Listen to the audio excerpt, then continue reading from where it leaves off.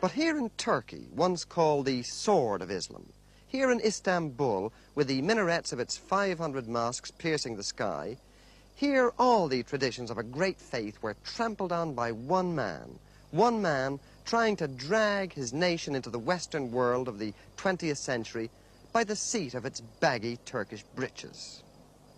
Mustafa Kemal was the man who changed all that. Kemal, who called himself Ataturk, the father of the Turks, was the soldier who led his country's revolution and proclaimed Turkey a republic after the First World War.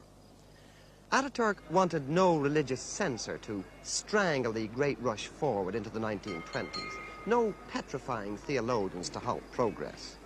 Of all his revolutionary decrees, and there were many of them, his destruction of the caliphate was his most heretical action. It was like deposing the Pope or the Archbishop of Canterbury. But he did it. Ataturk did away with Arabic, the holy language, so that it only existed on ancient monuments. He banned all the trappings of Islam. The fez had to be replaced by the Western hat, so that its wide brim would prevent men laying their foreheads on the floor while prostrating themselves towards Mecca. He made them wear lounge suits instead of flowing robes. He removed the veils which covered the faces of modest Muslim women.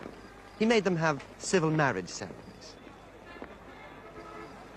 Ataturk's decrees became the new Quran in Turkey. They replaced the old teachings which for generations had governed men's births and lives and deaths. But even an Ataturk, great national hero and liberator though he was, even an Ataturk couldn't kill the inner spirit of Islam. He had to proclaim the Esan, the call to prayer, in Turkish. Now, once again, he sings it out in Arabic, the language of the Prophet.